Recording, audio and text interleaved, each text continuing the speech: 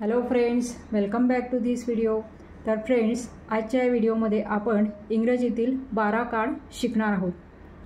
आपण हे 12 काळ गो हे क्रियापद वापरून शिकणार आहोत, तेव्हा संपूर्ण व्हिडिओ स्किप न करता नक्की बघा। आणि जर तुम्ही या चॅनलवर नवीन असाल तर चॅनलला सबस्क्राईब देखील करा आणि बेल आयकॉनचे बटन देखील क्लिक करा, म्हणजे माझ्या सर्व नवीन येणाऱ्या व्हिडिओचे नोटिफिकेशन तुम्हाला लगेचच मिळेल।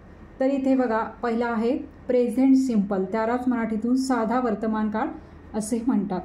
त्यामध्ये आय गो। त्यानंतर सेकंड आहे प्रेझेंट कंटिन्युअस टेन्स, म्हणजे चालू वर्तमान काळ, तर आय एम गोइंग। थर्ड आहे प्रेझेंट परफेक्ट टेन्स, म्हणजेच पूर्ण वर्तमान काळामध्ये आय हॅव गॉन। फोर्थ आहे प्रेझेंट परफेक्ट कंटिन्युअस टेन्स, म्हणजेच पूर्ण चालू वर्तमान काळ, आय हॅव बीन गोइंग। आता पुढचा काळ आहे पास्ट टेन्स। पास्ट सिंपल म्हणजेच काय, तर साधा भूतकाळ, त्यामध्ये आय वेंट। नंतर पास्ट कंटिन्युअस म्हणजे चालू भूतकाळ, त्यामध्ये आय वॉज गोइंग। नेक्स्ट आहे पास्ट परफेक्ट म्हणजेच पूर्ण भूतकाळ, आय हॅड गॉन।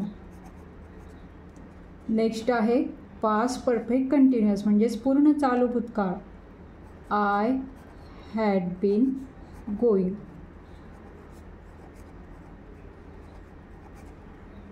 आता नेक्स्ट आहे फ्युचर टेन्स।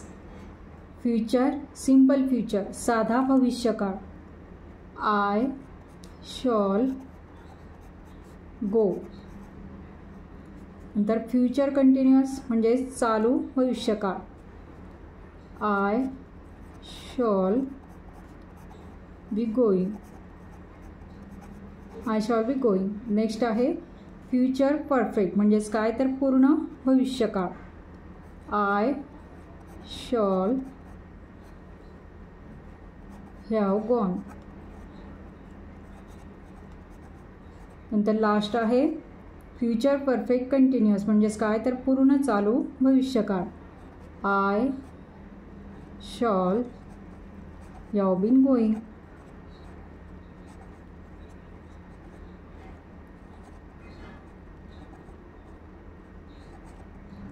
तर अशा प्रकारे आजच्या व्हिडिओमध्ये आपण गो हे क्रियापद वापरून वेगवेगळ्या काळामध्ये ते कसे वापरले जाते ते शिकलो। तेव्हा आजचा हा माझा व्हिडिओ तुम्हाला कसा वाटला ते कमेंट करून नक्की सांगा। आणि व्हिडिओ जर आवडला असेल तर व्हिडिओला लाईक करा, शेअर करा, आणि जर तुम्ही या चॅनलवर नवीन असाल तर चॅनलला सबस्क्राईब देखील करा। थँक्यू।